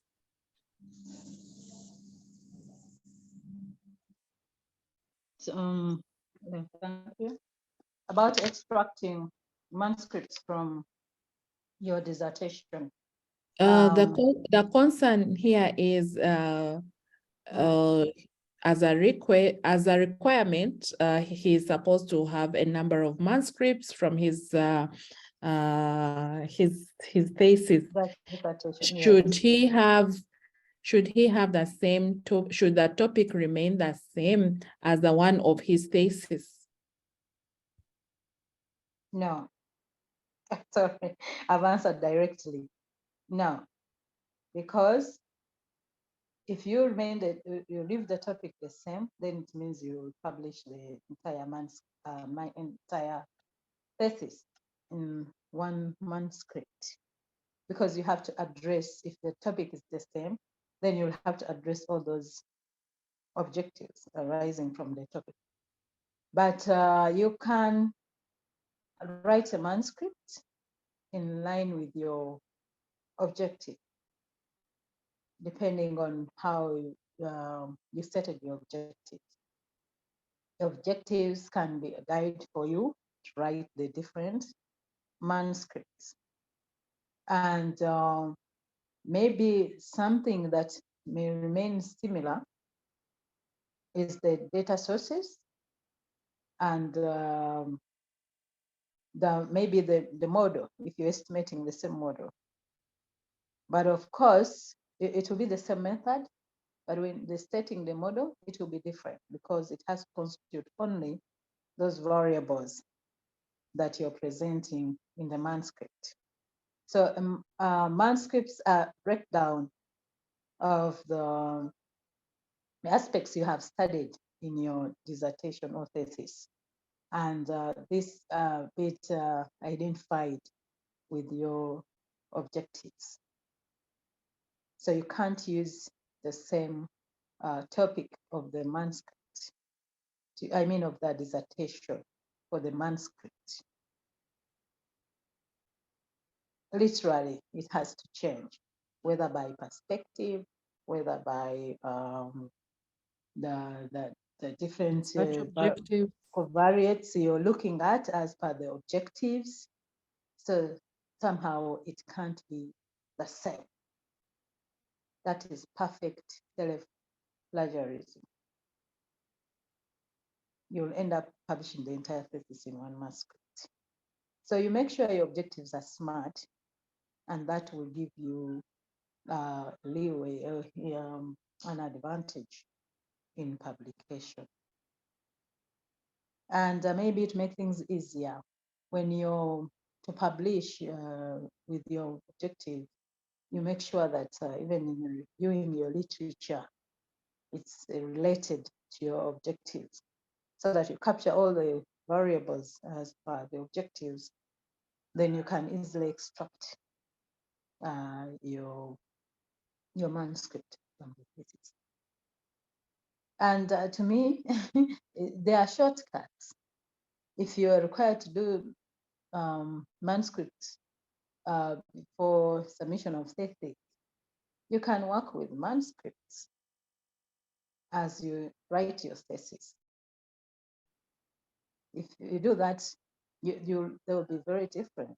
It will not be a copy paste, because the thesis will be more of an academic arrangement, and then a manuscript will be the paper that you want to publish.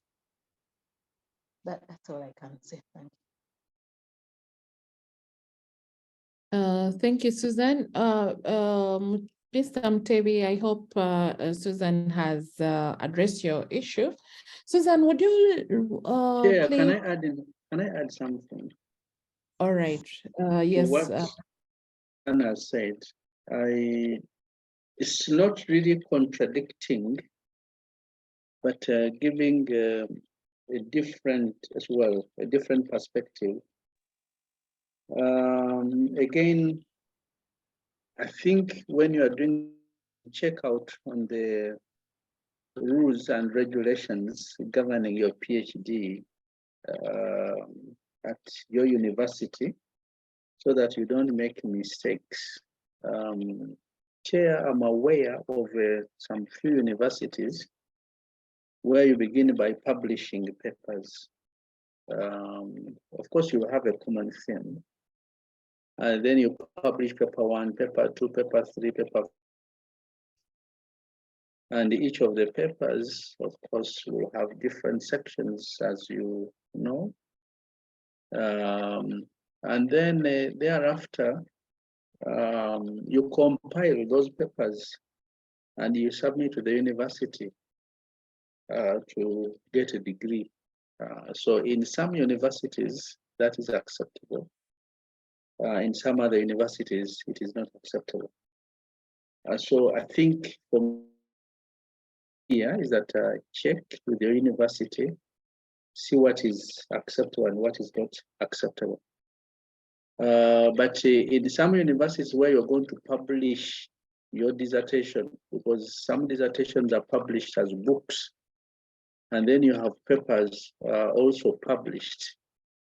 So you may have a problem of plagiarism, certainly. So meaning that you must what you have in your book and what you have in the journal papers. You'll be talking about the same issues, but you can't find the word per word kind of plagiarism. And so I think, but since people, students usually have objectives, for each objective you can have a number of hypotheses.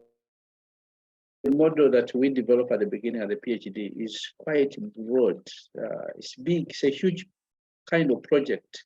So you can always have papers using any of the hypotheses or objectives, and then you survive at the end of the day without really plagiarizing yourself. Chair, that's all.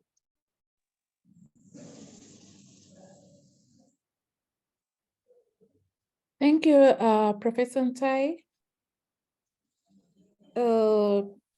Mr. Mtebi had something to say, is it? Thank you so much. Something. Thank you so much. At least I have picked something. Thank you so much. There is something Susan mentioned about the introduction for the different manuscripts. Susan, would you just like to say a word or two for Mr. Mtebi as he writes his different manuscripts for publication?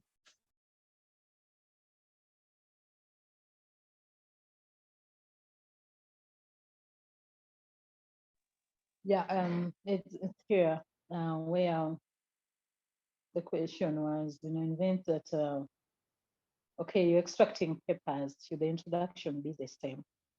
And I said, no, it doesn't matter which case, whether you're starting with the objective, with the manuscript, or you're compiling the dissertation first.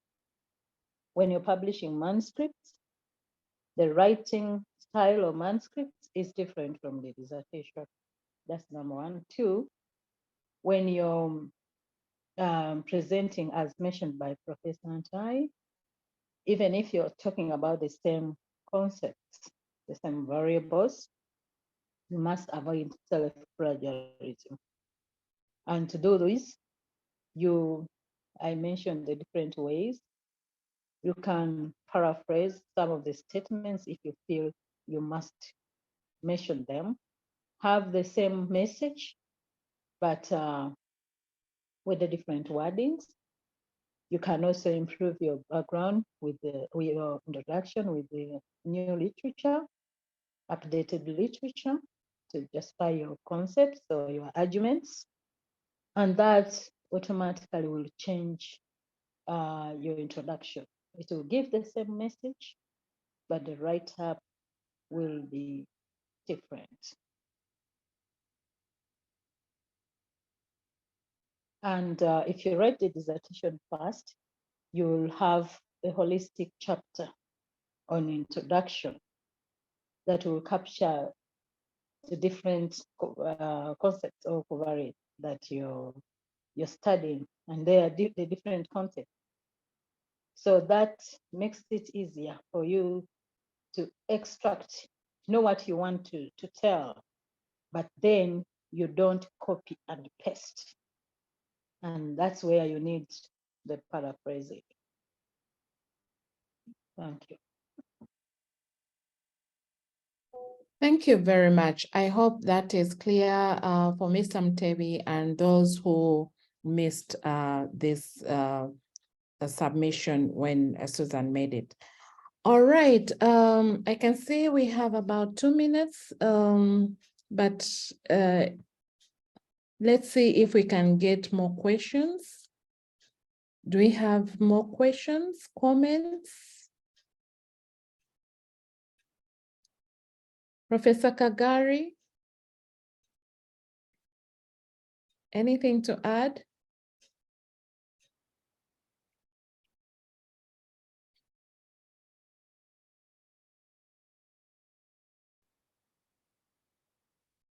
Do we have any questions in the chat? I don't see any. All right, do we say that? Oh, Ahmed is there. Okay, Ahmed, yes, over to you. Thank you very much, Professor. Hope I'm clear. Yes, you are. Right. Allow me to really appreciate you and the presenter and all of those who have made a contribution, especially Bernard and Professor, to this discussion. Now, to my fellow students and to colleagues on the platform, some of these issues we wake up very late to analyze them. Actually, originally I had a question: at what level should somebody determine that I'm going to use 2 datasets? This question has been answered by Dr. Susan along the way. But just to really emphasize it to those who are starting, it is very, very important for you to predict your methodology before even you start. It is very, very important for you to predict the methodology before even you start.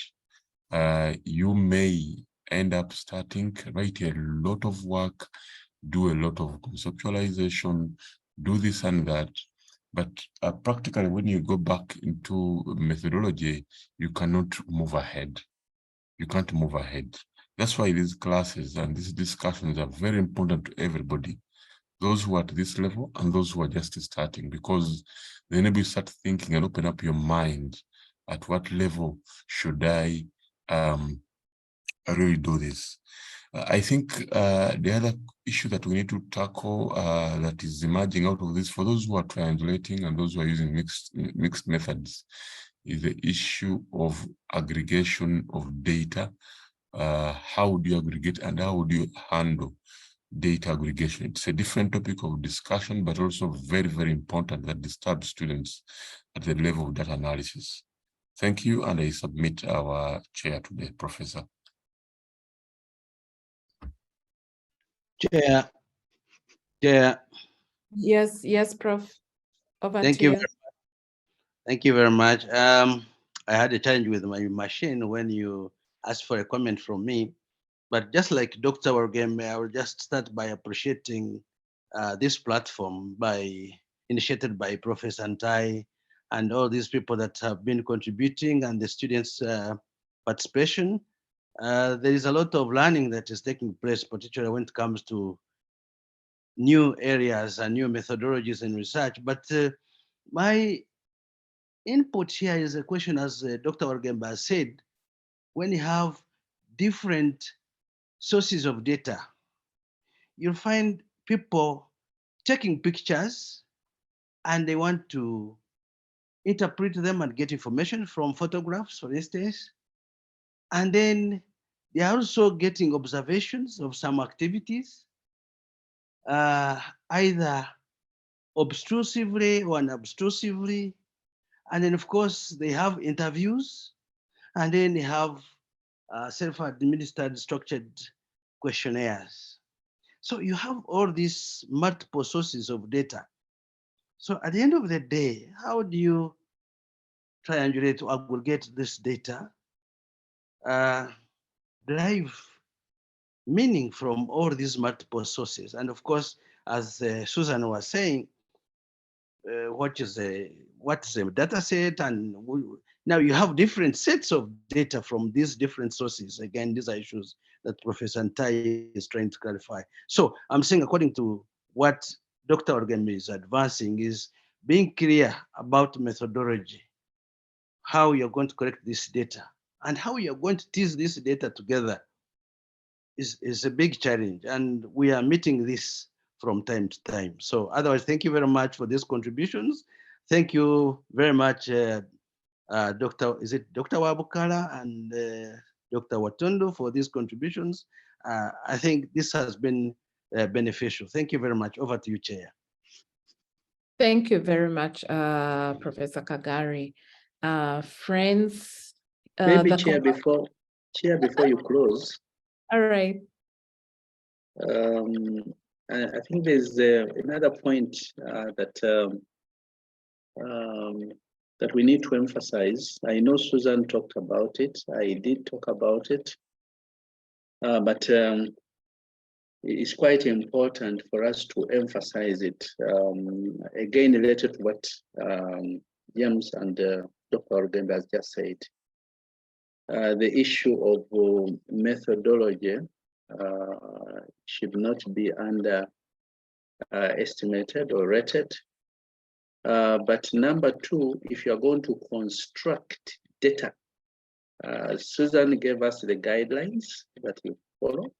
You're going to pick data from World Bank, pick data from WBOS, pick data from, there are those things that you must think about before you simply pick the data and use it. She did say that at the macroeconomic level, it is possible because data is about Uganda, right? But again, you need to study the kind of secondary data that you're going to use.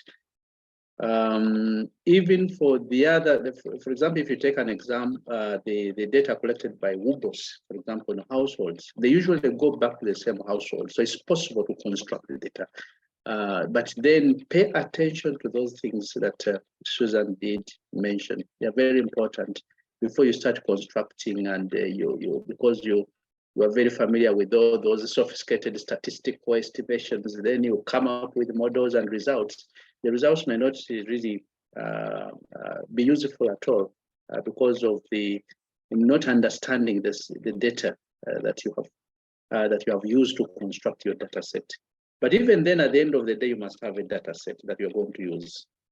Over to you, Chair. Wow, thanks. Thanks for the submission. All right, do we have still more coming in? Comments or questions? So if you're going to think about using two data sets, begin by asking yourself, what is the purpose of the study? Based on that, what are your research objectives? The research objectives are going to inform the whole methodology you're going to use and the data set or sets that you're going to use. So as you craft your research objectives, have at the back of your mind the respondents, the data sources, the approaches, and the analysis that you're going to use. It doesn't start from methodology. It starts from the research objectives. What do you want to achieve? Based on that, which approach can you use to be able to arrive at that objective? All right, so that is it from us today, unless there's a quick question or comment. So for those who want to use two data sets, yes, it is possible, but there are rules, there are guidelines to doing this. So let us get it right. And I think with that, we come to the end of our session this morning. For the benefit of those who are joining us for the first time, I want to welcome you to this session. This is something that we do every Sunday morning. We begin at 3 a.m. with students' discussion. Then 4 to 6 or 6:30 thereabouts, we have different presentations of the day by different scholars. And this is a platform to enrich ourselves with the knowledge as far as research is concerned. It's not only PhD, but also refresher course for the PhD holders. Encourage your friends and others to join this session. And we usually provide the links to join us. However, if the link does not work, try logging in using the meeting ID and the passcode. We hope to see you again next Sunday for more topics to be shared. Learning doesn't end. We continue with our learning session. Thank you so much. I would like to take this opportunity to thank Professor Ntai for this platform and to thank all the scholars here on the call for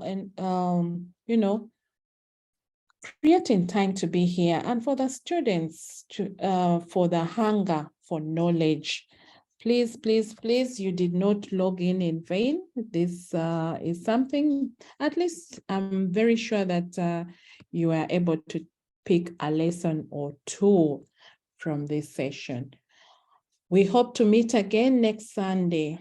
So I would like to close with a word of prayer. Heavenly Father, we thank you for this session. We thank you for the words that have been shared to enrich ourselves and to make us even better.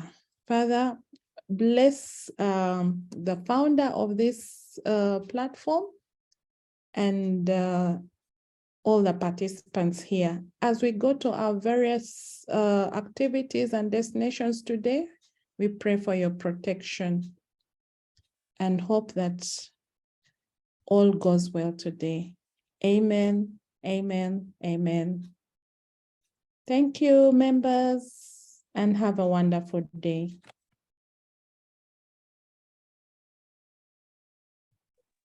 Amen, and thank you.